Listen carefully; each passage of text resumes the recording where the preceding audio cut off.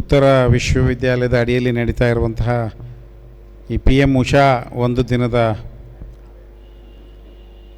ಕಾರ್ಯಾಗಾರದ ಅಧ್ಯಕ್ಷತೆ, ಉದ್ಘಾಟನಾ ಸಮಾರಂಭದ ಅಧ್ಯಕ್ಷತೆ ವಹಿಸಿರುವ ಮುಳಬಾಗಿಲಿನ ಸರ್ಕಾರಿ ಪ್ರಥಮ ದರ್ಜೆ ಕಾಲೇಜಿನ ಪ್ರಾಂಶುಪಾಲರಾದಂಥ ಡಾಕ್ಟರ್ ಕೃಷ್ಣಪ್ಪ ಅವರೇ, ನಮ್ಮ PM Usha nodal officer doctor Ramesh ಅವರೇ, ವೇದಿಕೆ ಮೇಲೆ ಉಪಸ್ಥಿತರ್ತಕ್ಕಂಥ ಎಲ್ಲ ನಮ್ಮ PM ಉಷಾ ಕಾರ್ಯಕ್ರಮಗಳನ್ನು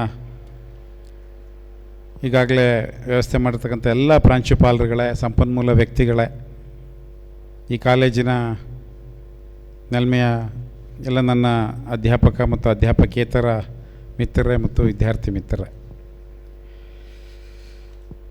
ಇವತ್ತು ಬಹುಶಃ ನಾನು ಈ ಕಾಲೇಜಿಗೆ 2ನೇ ಸಾರಿ ಬರ್ತಾಯಿದ್ದೀನಿ. ಕಳೆದ ಸಾರಿ ಗ್ರ್ಯಾಜುಯೇಷನ್ ಡೇ ಕೂಡ ಅವರ PM ಉಷಾ ಅಡಿಯಲ್ಲಿ ನಮಗೆ ಆರ್ಥಿಕ ಅನುದಾನ ಬಂದಿದೆ. ಆ ನಿಟ್ಟಿನಲ್ಲಿ ನಾವು ಕೋಲಾರ ಜಿಲ್ಲೆಯನ್ನು ಮಹಿಳಾ ಸಬಲೀಕರಣದ ದೃಷ್ಟಿ ಇಟ್ಕೊಂಡು ಅನೇಕ ಕಾರ್ಯಕ್ರಮಗಳನ್ನು ಈಗಾಗಲೇ ರೂಪಿಸ್ತಾ ಬಂದಿದ್ದೇವೆ. ಅದರ ಅಂಗವಾಗಿ ಇವತ್ತು ಮುಳಬಾಗಿಲು ಸರ್ಕಾರಿ ಪ್ರಥಮ ದರ್ಜೆ ಕಾಲೇಜಿನಲ್ಲಿ ನಮ್ಮ ಈ financial literacy and smart money management ವಿಷಯದ ಬಗ್ಗೆ ಒಂದು ದಿವಸದ ಕಾರ್ಯಾಗಾರ ಇತ್ತು. ಹಾಗಾಗಿ ಪ್ರತಿ ದಿವಸವೂ ಕೂಡ ಎಲ್ಲ ಕಾಲೇಜುಗಳಲ್ಲೂ ನಡೀತಾ ಇದೆ. ಎಷ್ಟು ದಿವಸದಿಂದ ಶುರು ಆಗಿದೆ ಇದು? ಈ ವೀಕಿಂದ 5ನೇ ತಾರೀಕಿಂದ ಎಲ್ಲ ಕಾಲೇಜುಗಳಲ್ಲೂ ಕೂಡ ಈ ಥರದ ಕಾರ್ಯಾಗಾರಗಳು, ಇನ್ನೂ ಅನೇಕ ಬೇರೆ ಬೇರೆ ಯೋಜನೆಗಳನ್ನು ಕೂಡ ನಾವು ಬೆಂಗಳೂರು ಉತ್ತರ ವಿಶ್ವವಿದ್ಯಾಲಯ ಜಾರಿ ಮಾಡಿಕೊಂಡು ಬಂದಿದ್ದೇವೆ. ಅದರಲ್ಲೂ ವಿಶೇಷವಾಗಿ ಕೋಲಾರ ಜಿಲ್ಲೆ, ಅದು ಮುಳಬಾಗಿಲು ಅಂದರೆ ಇದರದೇ ಆದಂಥ ವಿಶೇಷ ಸ್ಥಾನಮಾನ ಇದೆ. ಮುಳಬಾಗಿಲು ಅಂದರೆ ಬಹುಶಃ ಪ್ರಥಮ ಸೂರ್ಯೋದಯ ಆಗದೆ ಮುಳಬಾಗಿಲು, ತಿರುಪತಿಯ ಮೂಡಣ ಬಾಗಿಲು ನಿಮ್ಮ ಮುಳಬಾಗಿಲೇ ಅಲ್ವಾ? ತಿರುಪತಿಗೆ ಹೋಗ್ಬೇಕಾದ್ರೆ ಫಸ್ಟ್ ಮುಳಬಾಗಿಲಿಗೆ ಕೈ ಮುಗಿದು ಆಮೇಲೆ ತಿರುಪತಿ ವೆಂಕಟೇಶ್ವರನಿಗೆ ಕೈ ಮುಗಿಬೇಕು ಅನ್ನೋ ಹಳೆ ಸಂಪ್ರದಾಯ. ನನಗೆ ಗೊತ್ತಿಲ್ಲ, ನಾನೇನು ಈ ಭಾಗದವನಲ್ಲ, ಬಟ್ ನಾವು ತಿರುಪತಿ ಪ್ರದೇಶದಲ್ಲಿ ಫಸ್ಟ್ ಸೂರ್ಯ ಕಾಣಿಸ್ಕೊಳ್ಳೋದೇ ಮುಳಬಾಗಿಲಲ್ಲಿ, ಫಸ್ಟ್ ಹುಟ್ಟೋದೇ ಸೂರ್ಯೋದಯ ಮುಳಬಾಗಿಲಲ್ಲಿ. ಹೀಗಾಗಿ ಮುಳಬಾಗಿಲಿಗೆ ಭಾಳ ಪವಿತ್ರವಾದಂಥ ಒಂದು ಸ್ಥಾನಮಾನ ಇದೆ ಕೋಲಾರ ಜಿಲ್ಲೆಯ ಮುಳಬಾಗಿಲಿಗೆ ಅಂತ ಅಂದ್ಕೊಂಡಿದ್ದೀನಿ. ಹಾಗಾಗಿ ಇವತ್ತು ಈ ಸರ್ಕಾರಿ ಪ್ರಥಮ ದರ್ಜೆ ಕಾಲೇಜಿನಲ್ಲಿ ನಡೀತಾ ಇರ್ತಕ್ಕಂಥ ಈ ಕಾರ್ಯಕ್ರಮ ಬಹುಶಃ ಈಗಾಗಲೇ ಬೆಳಿಗ್ಗೆಯಿಂದ, ನಾನು ಬೆಳಿಗ್ಗೆ ಇನ್ನೊಂದು ಕಾರ್ಯಕ್ರಮದಲ್ಲಿ ಇದ್ದಿದ್ದರಿಂದ ಬಹುಶಃ ನಮ್ಮ ಡಾಕ್ಟರ್ ರಮೇಶ್ ಅವರು ಮಧ್ಯಾಹ್ನ ಬನ್ನಿ ಸರ್ ಅಂದರು. ಹಾಗಾಗಿ ನಾನು ಮಧ್ಯಾಹ್ನ ಬಂದೆ. ಭಾಳ ಸಂತೋಷ ಈ ಕಾರ್ಯಕ್ರಮ ಇಲ್ಲಿ ನಡೀತಾ ಇರ್ತಕ್ಕಂಥದ್ದು.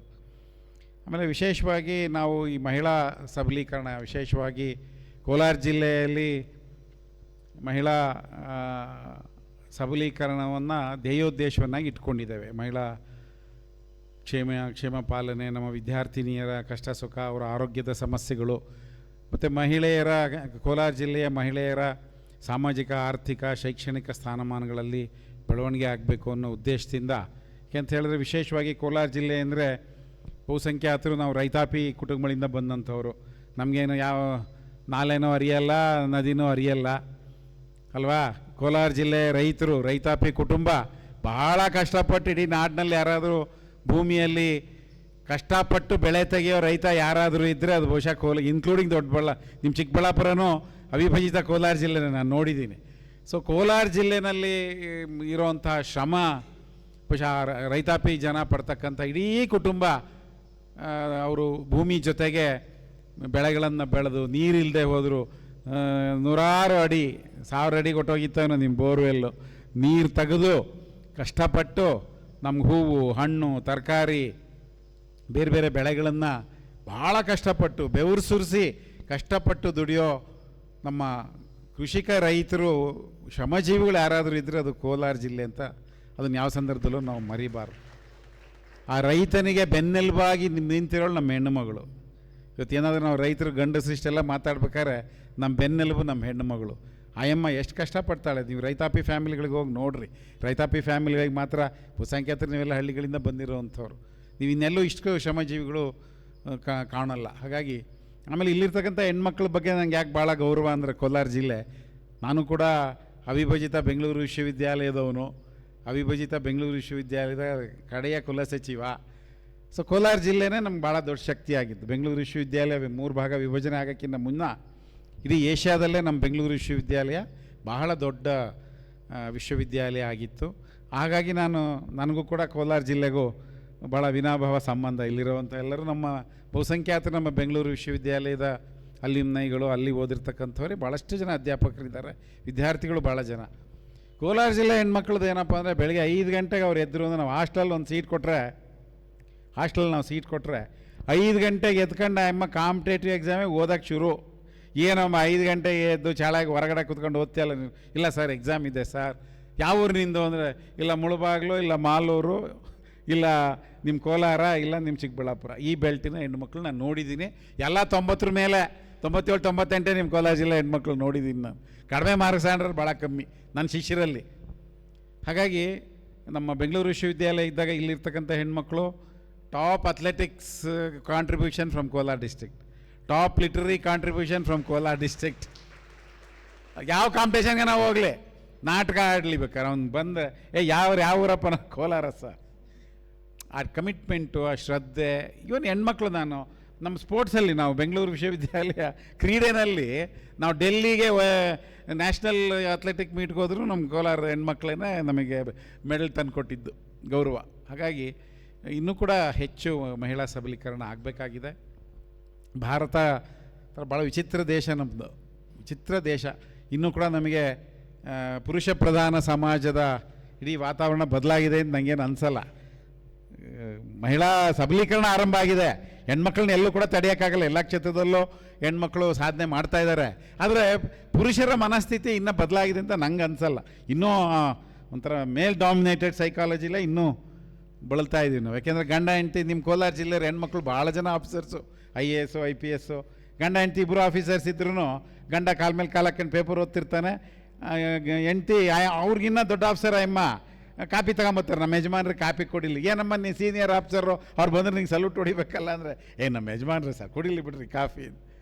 ನಾನು ಕಣ್ಣಲ್ಲಿ ನೋಡಿದ್ದೀನಿ ಒಂದು ಸರಿ ಚೀಫ್ ಸೆಕ್ರೆಟ್ರಿ, ನನ್ನ ಹೆಸರು ಹೇಳಲ್ಲ ಯಾರು ಅಂತ, ಹೆಣ್ಮಗಳು, ಅವ್ರ ಯಜಮಾನ್ರು IPS, IAS. ನಾನು ಬೆಳಗ್ಗೆ ಪ್ರೊಫೆಸರ್ ಅಂತ 7:15 8 ಗಂಟೆಗೆ ಹೋದೆ. ಈ ಸಾಹೇಬ IPS ಸಾಹೇಬ ಕಾಲ ಮೇಲೆ ಕಾಲು ಹಾಕೊಂಡು ಪೇಪರ್ ಓದ್ಕೊಂಡು ಕೂತಿದ್ದು. ಐಮ್ಮ ಚೀಫ್ ಸೆಕ್ರೆಟ್ರಿ, ಇವ್ರು IPS.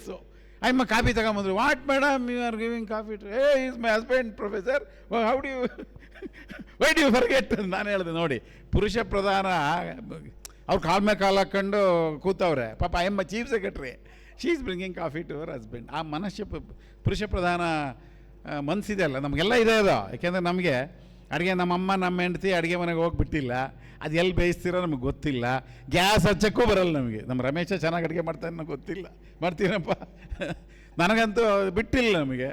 ಸೊ ಹಾಗಾಗಿ ಹೆಣ್ಮಕ್ಕಳ ಸಬಲೀಕರಣವನ್ನು ನಾವು ಹೆಚ್ಚು ಮಾಡಬೇಕಾಗಿದೆ. ಆ ನಿಟ್ಟಿನಲ್ಲಿ ಬೆಂಗಳೂರು ಉತ್ತರ ವಿಶ್ವವಿದ್ಯಾಲಯ ನಮ್ಮ PM ಉಷಾ ಅಡಿಯಲ್ಲಿ ನಮ್ಮ ಕುಲಸಚಿವರು ಮತ್ತು ನಮ್ಮ ಡಾಕ್ಟರ್ ರಮೇಶ್ ಭಾಳ ಶ್ರಮ ವಹಿಸಿ, ಇಡೀ ನಮ್ಮ ಎಲ್ಲ ಅತಿಥಿ ಉಪನ್ಯಾಸಕರು ಬೆಂಗಳೂರು ಉತ್ತರ ವಿಶ್ವವಿದ್ಯಾಲಯದಲ್ಲಿ ಭಾಳ ಶ್ರಮ ವಹಿಸಿ ಮಾಡ್ತಾಯಿದ್ದಾರೆ. ಇನ್ನೂ ಅನೇಕ ಯೋಜನೆಗಳನ್ನು, ಅದು ವಿಶೇಷವಾಗಿ ನಾವು ಕೋಲಾರ ಜಿಲ್ಲೆಯ ಸರ್ಕಾರಿ ಪ್ರಥಮ ದರ್ಜೆ ಕಾಲೇಜ್ಗಳನ್ನು ಯಾಕೆ ಆಯ್ಕೆ ಮಾಡ್ಕೊಂಡ್ವಿ ಅಂದರೆ, ಕೋಲಾರದ ಪ್ರಥಮ ದರ್ಜೆ ಕಾಲೇಜ್ಗಳಲ್ಲಿ ಬರ್ತಕ್ಕಂಥ ಬಹುಸಂಖ್ಯಾತ ಮಕ್ಕಳು ಗ್ರಾಮೀಣ ಪ್ರದೇಶದವರು, ಸಾಮಾಜಿಕವಾಗಿ ತುಂಬ ಬಡತನದಿಂದ ಬಂದಿರೋರು, ಎಲ್ಲ ಕುಟುಂಬಗಳಿಂದ ಬಂದಿರೋರು, ಅವಕಾಶ ವಂಚಿತ ಸಮುದಾಯಗಳಿಂದ ಬಂದಿರೋರು, ಅವರ ಸಬಲೀಕರಣ ಆಗಲಿ ಅನ್ನೋ ಉದ್ದೇಶದಿಂದ ನಾವು. ಯಾಕೆಂತ ಹೇಳಿದ್ರೆ ಭಾರತ ಎಂಥ ರಾಷ್ಟ್ರ ಅಂದರೆ, ಬಾಬಾ ಸಾಹೇಬ್ ಅಂಬೇಡ್ಕರ್ ಅವರು ನಮಗೆ ಅರ್ಥಪೂರ್ಣವಾದಂಥ ಸಂವಿಧಾನವನ್ನು, ಸಮಾಜದ ಸಿದ್ಧಾಂತದ ಸಂವಿಧಾನವನ್ನು ಕೊಡದೇ ಹೋಗಿದ್ದರೆ ನಾನಿಲ್ಲಿ ಬರೋಕ್ಕೆ ಸಾಧ್ಯವೂ ಇಲ್ಲ, ನಾನಿಲ್ಲಿ ಬಂದು ನಿಂತ್ಕೊಂಡು ಮಾತಾಡೋಕ್ಕೂ ಸಾಧ್ಯವೇ ಇಲ್ಲ,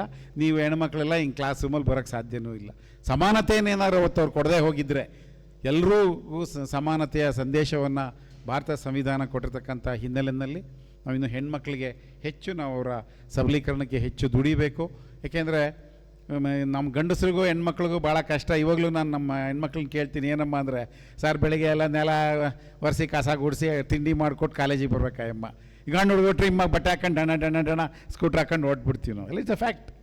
ಈವನ್ ಟುಡೇ ವರ್ಕಿಂಗ್ ವುಮನ್ ಕೇಳಿ ನೀವು, ಕೆಲಸಕ್ಕೆ ಉದ್ಯೋಗಸ್ಥ ಮಹಿಳೆಯರನ್ನು ನೀವು ಕೇಳಿ, ಬೆಳಿಗ್ಗೆ ಎದ್ದು ಮನೆಗೆಲ್ಲ ರಂಗೋಲೆ ಹಾಕಿ, ತುಳಸಿ ಪೂಜೆ ಮಾಡಿ, ದೇವ್ರ ಪೂಜೆ ಮಾಡಿ, ಮಕ್ಳಿಗೆ ತಿಂಡಿ ಮಾಡಿ, ಗಂಡಂಗೆ ಕಾಫಿ ಟೀ ಕೊಟ್ಟು ಪ್ಯಾಕ್ ಮಾಡಿ ಕ್ಯಾರಿಯರಿಗೆ ಹಾಕಿ, ಆಯಮ್ಮನೇ ತಿಂದಿರಲ್ಲ ಒಂಚೂರು ಗಬ ಗಬ ತಿಂದು ಕಾಲೇಜಿಗೆ ಬರೋ ಮೇಡಮ್ಗಳು ಎಷ್ಟು ಜನ ಇದ್ದಾರೆ? ನೀವೇ ಸತ್ಯ ನಾನು ಹೇಳ್ತಿರೋದು. ಮಕ್ಕಳನ್ನೂ ನೋಡಬೇಕು, ಮನೆಯೂ ನೋಡಬೇಕು, ಹೊರಗೆ ಬಂದು ದುಡಿಲೂಬೇಕು. That is the difficulty of Indian women. ಭಾರತೀಯ ಮಹಿಳೆಯರ ನೋವು ಯಾರಿಗೂ ಅರ್ಥ ಆಗಲ್ಲ.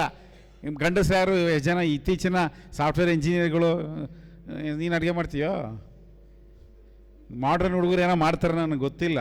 ಬಟ್ ಈವನ್ ಟುಡೇ ನಾನು ಉದ್ಯೋಗಸ್ಥ ಮಹಿಳೆಯರ ಬಗ್ಗೆ ನಾನು ಅಧ್ಯಯನ ಮಾಡಿರೋ ನೋ.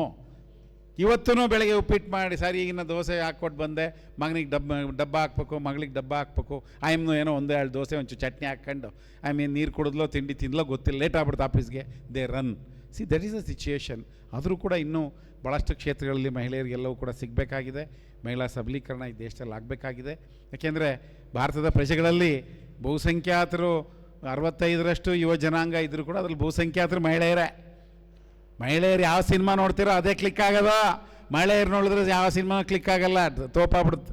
ಹೆಣ್ಮಕ್ಳು ಯಾವ ಸಿನಿಮಾಕ್ಕೆ ಹೋಗ್ತೀರಾ ಅದು 100%. ಮಹಿಳೆಯರು ಯಾರು ಪರವಾಗಿರ್ತೀರಾ ಅವ್ರು ಗೆದ್ದರು. ಭಾರತೀಯ ನಾರಿಯ ಶಕ್ತಿ ಏನು? ತೊಟ್ಟಿಲು ತೂಗುವ ಕೈ ಖಡ್ಗವನ್ನು ಹಿಡಿತದೆ, ದೇಶವನ್ನು ಆಳ್ತದೆ. That is the power of Indian women. ಜಗತ್ತಲ್ಲಿ ಯಾರಿಗೂ ಆ ಶಕ್ತಿ ಇಲ್ಲ.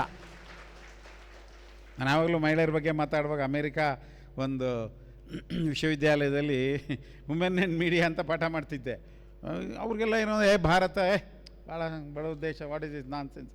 ನನಗೆ ಸಿಟ್ಟು ಬಂದ್ಬಿಡ್ತು. ನಾನು ಕೇಳಿದೆ, how many women presidents you have mister professor in United States of America? Not even one. The largest democracy in the world. But in India, the first citizen of this country is a woman. His Excellency, the President of India. How many prime ministers we had? How many presidents we had? America ಬರೀ ಡೊಂಗು, ಹೇಳೋದಿಲ್ಲ, ಹೆಣ್ಮಕ್ಳಿಗೆ ಅಧಿಕಾರ ಕೊಡಲ್ಲ, ಸುಮ್ಮನೆ ಹೇಳ್ತಾರೆ all equality. ಯಾಕೆ ಅಧ್ಯಕ್ಷರಿಗೆ ಯಾಕೆ ಗೆಲ್ಸಲ್ಲ ನೀವು? ನಾವು ಗೆಲ್ಸಿಲ್ವಾ? ಯೋಚನೆ ಮಾಡಿ ನೀವು. ಹಾಗಾಗಿ ಭಾರತೀಯ ಹೆಣ್ಮಕ್ಳಿಗೆ ಅವಕಾಶ ಕೊಟ್ಟಾಗ ಖಂಡಿತ ಅವ್ರಿಗೆ ಶಕ್ತಿ ಇದೆ, ಪ್ರತಿಭೆ ಇದೆ, ಸಾಧಿಸ್ತಾರೆ. ನಾವೆಲ್ಲರೂ ಕೂಡ ಜೊತೆ ಸೇರಿ ಸಮಾಜ ನಿರ್ಮಾಣ, ಬಾಬಾ ಸಾಹೇಬ್ ಅಂಬೇಡ್ಕರ್ ಅವರ ಕನಸಿನ ಭಾರತ, ಅಭಿವೃದ್ಧಿ ಭಾರತ ನಿರ್ಮಾಣ ಮಾಡಬೇಕು. ವಿಶೇಷವಾಗಿ ಎಲ್ಲಿವರೆಗೂ ಹೆಣ್ಮಕ್ಳು ಎಲ್ಲ ಕ್ಷೇತ್ರ, ನೀವು ಇನ್ನೂ ಈ ಭಾಗದಲ್ಲಿ ಪರವಾಗಿಲ್ಲ, ನಮ್ಮ ಉತ್ತರ ಕರ್ನಾಟಕದಲ್ಲಿ ಇನ್ನೂ ಕೂಡ ಭಾಳಷ್ಟು ಹೆಣ್ಮಕ್ಳು ಶಾಲೆಗಳಿಗೆ ಬರೋರ ಸಂಖ್ಯೆ ಇನ್ನೂ ಕೂಡ ಕಡಿಮೆ, ಅದು ಕೂಡ ಹೆಚ್ಚಾಗಬೇಕು. ಇಲ್ಲೂ ಕೂಡ ಅವಕಾಶಗಳು ನಿಮಗೆ ಸಿಗಬೇಕು, ಬೇರೆ ಎಕ್ಸ್ಪೋಜರ್ಸ್ ನಿಮ್ಗೆ ಆಗಬೇಕು. ಅದರಿಂದ ಈ ಥರದ ಕಾರ್ಯಾಗಾರಗಳಲ್ಲಿ ನೀವೆಲ್ಲ ದಯವಿಟ್ಟು ಪಾಲ್ಗೊಳ್ಳಿ, ಆಳವಾದ ಅಧ್ಯಯನ ಮಾಡಿ. ಪ್ರಜಾಪ್ರಭುತ್ವದ ವ್ಯವಸ್ಥೆಯಲ್ಲಿ ಯಾರೂ ನಿಮಗೆ ಏನು ಚಿನ್ನದ ತಟ್ಟೆಯಲ್ಲಿ ಇಟ್ಕೊಡೋಲ್ಲ. ಆ ಅವಕಾಶಗಳನ್ನು ನಾವು ಪಡಿಬೇಕು. ನಮ್ಮ ಕಠಿಣ ಪರಿಶ್ರಮ, ಶ್ರದ್ಧೆ ಇಂದ ಮಾತ್ರ ನಾವೇನನ್ನು ಕೂಡ ಸಾಧನೆ ಮಾಡಲಿಕ್ಕೆ ಸಾಧ್ಯ ಆಗ್ತದೆ ಅನ್ನುವಂಥ ಮಾತನ್ನು ಹೇಳ್ತಾ, ಈ PM ಉಷಾದಲ್ಲಿ ಏನು ನಮಗೆ ಆರ್ಥಿಕ ಅನುದಾನ ಬಂದಿದೆ ಅದನ್ನು ಅರ್ಥಪೂರ್ಣವಾಗಿ ಬಳಸ್ತಕ್ಕಂಥ ನಿಟ್ಟಿನಲ್ಲಿ ನಾವೆಲ್ಲ ಜೊತೆಯಾಗಿ ಶ್ರಮಿಸ್ತಾ ಇದ್ದೇವೆ. ಅದು ನೀವೆಲ್ಲರೂ ಕೂಡ ಬೆಂಗಳೂರು ಉತ್ತರ ವಿಶ್ವವಿದ್ಯಾಲಯದ ಜೊತೆಗೆ ನಮ್ಮ ಜೊತೆಗೆ ನಿಂತ್ಕೊಂಡ್ರೆ ಬಹುಶಃ ಮುಂದಿನ ದಿನಗಳಲ್ಲಿ ಒಂದು ಬಲಿಷ್ಠ ವಿಶ್ವವಿದ್ಯಾಲಯದ ಒಂದು ನಿರ್ಮಾಣಕ್ಕೆ ನೀವೆಲ್ಲ ಕೂಡ ನಾಂದಿ ಆಗಬೇಕು. ಏಕೆಂದರೆ ಇಲ್ಲಿರ್ತಕ್ಕಂಥ ಹ್ಯೂಮನ್ ರಿಸೋರ್ಸ್ ಟ್ಯಾಲೆಂಟ್ಸು, ಇಲ್ಲಿರ್ತಕ್ಕಂಥ ಶಕ್ತಿಗೆ ಬಹುಶಃ ಒಂದು ದಿವಸ ಬೆಂಗಳೂರು ಉತ್ತರ ವಿಶ್ವವಿದ್ಯಾಲಯ ಜಾಗತಿಕ ಮಟ್ಟದಲ್ಲಿ ಒಂದು ಮಾದರಿ ವಿಶ್ವವಿದ್ಯಾಲಯ ಆಗುತ್ತೆ. ಅದ್ರ ಬಗ್ಗೆ ಏನು ಅನುಮಾನ ಇಲ್ಲ. ಅದಕ್ಕೆ ನಾವು ಶ್ರಮ ಪಡಬೇಕಷ್ಟೇ, ಕಷ್ಟಪಡಬೇಕು. ಆ ನಿಟ್ಟಿನಲ್ಲಿ ಈ ಕಾರ್ಯಕ್ರಮದಲ್ಲಿ ಪಾಲ್ಗೊಂಡಂಥ ಎಲ್ಲ ನನ್ನ ಅಧ್ಯಾಪಕ ಮಿತ್ರರಿಗೆ, ಸಂಪನ್ಮೂಲ ವ್ಯಕ್ತಿಗಳಿಗೆ, ವಿಶೇಷವಾಗಿ ಇದನ್ನು ಮಾಡಲಿಕ್ಕೆ ಕಾರಣದ ನಮ್ಮ ಪ್ರಿನ್ಸಿಪಾಲ್ರಿಗೆ ಮತ್ತು ಎಲ್ಲ ಪ್ರಿನ್ಸಿಪಾಲ್ಗಳಿಗೆ ಮತ್ತು ಈ ಕಾರ್ಯಕ್ರಮದಲ್ಲಿ ಪಾಲ್ಗೊಂಡ ಎಲ್ಲ ನನ್ನ ಅಧ್ಯಾಪಕೇತರ ವಿದ್ಯಾರ್ಥಿನಿಯರು ಎಲ್ಲರೂ ಕೂಡ ನಾನು ವಂದನೆಗಳನ್ನ ಸಲ್ಲಿಸಿ ಈ ಕಾರ್ಯಕ್ರಮದಲ್ಲಿ ಪಾಲ್ಗೊಳ್ಳಿಕ್ಕೆ ಅವಕಾಶ ಮಾಡಿಕೊಟ್ಟಂಥ ವಿಶೇಷವಾಗಿ ನಮ್ಮ ರಮೇಶು ಬಿಡದೇ ಇಲ್ಲ, ಸಾರ್ PM ಉಷಾ ಅಂತ ಕರೆದ್ರು. ಹಾಗಾಗಿ ನಿಮ್ಮೆಲ್ಲರೂ ಕೂಡ ನಾನು ವಂದನೆಗಳನ್ನ ಸಲ್ಲಿಸಿ ನಿಮಗೆ ಶುಭ ಹಾರೈಸಿ ನನ್ನ ಮಾತು ಮುಗಿಸ್ತೇನೆ. ನನಗೆ ಇನ್ನೂ ಒಂದು ಕಾರ್ಯಕ್ರಮ ಇದೆ, ಹೋಗಬೇಕಾಗಿದೆ. ದಯಮಾಡಿ ಕಾರ್ಯಕ್ರಮ ಮುಂದುವರಿಲಿ. ಮುಂದೆ ಮತ್ತೆ ಬರ್ತಾ ಇರ್ತೀನಿ, ನಿಮ್ಮ ಮುಳುಬಾಗ್ಲಿ ಬೇಡ ಅಂದರೂ ಬರ್ತಿರ್ತೀನಿ. ಏನಪ್ಪ VC ಆಗಲೆಲ್ಲ ಬರ್ತಾನೆ ನಮ್ಮ ಕಾಲೇಜ್ಗೆ, ನಮ್ಮ ಮೇಲೆ ಆರೋಪ ಇದೆ. ಏನೂ ಮಾಡೋಕ್ಕಾಗಲ್ಲ, ನಮ್ಮ ಮೇಷ್ಗಳು ಕರೆದಾಗ ನಾನು ಬರಲ್ಲ ಅನ್ನೋಕ್ಕಾಗಲ್ಲ. ಏಕೆಂದರೆ ನಾನು ಮೇಷ್ಟ್ರಲ್ಲ, ಅದು ಬೆಂಗಳೂರು ಯೂನಿವರ್ಸಿಟಿ ಮೇಷ್ಟ್ರು. ಬೇರೆ ಯೂನಿವರ್ಸಿಟಿ ಮೇಷ್ಟ್ರು ಆಗಿ ನಂಗೆ ಇಷ್ಟು ಅಟ್ಯಾಚ್ಮೆಂಟ್ ಬರ್ತಿರಲಿಲ್ಲ. ಯಾಕೆ ನಾವೆಲ್ಲ ಈ ಅಟ್ಯಾಚ್ಮೆಂಟ್ ಇರ್ತಕ್ಕಂಥ ನಮ್ಮ ವಿಶ್ವವಿದ್ಯಾಲಯ ಇದು. ಹಾಗಾಗಿ ನಿಮ್ಮ ಮೇಷ್ಟ್ಗಳು ಕರೆದ್ರೆ ನನಗಿಲ್ಲ ಅಂತ ಹೇಳೋಕ್ಕೆ ಮನಸ್ಸು ಬರಲ್ಲ, ಏನೋ ಗೊತ್ತಿಲ್ಲ ಯಾಕೋ. ಹಾಗಾಗಿ ಮುಂದೆ ಬರ್ತಕ್ಕಂಥ ದಿನಗಳು ನಿಮಗೆಲ್ಲ ಒಳ್ಳೆಯದಾಗಲಿ, ಚೆನ್ನಾಗಿ ಓದ್ರಿ, ಚೆನ್ನಾಗಿ ಎಕ್ಸಾಮ್ಸ್ ಬರೀರಿ, ಕಾಂಪಿಟೇಟಿವ್ ಎಕ್ಸಾಮ್ಸಲ್ಲಿ ಪಾರ್ಟಿಸಿಪೇಟ್ ಮಾಡಿರಿ. ನಮ್ಮ PM ಉಷಾ ಕಾರ್ಯಕ್ರಮದಲ್ಲಿ ಎಲ್ಲ ಯಶಸ್ವಿಯಾಗಿ ಪಾಲ್ಗೊಳ್ಳ್ರಿ ಅಂತ ಹಾರೈಸಿ ನನ್ನ ಮಾತು ಮುಗಿಸಿ ನಮಸ್ಕಾರ.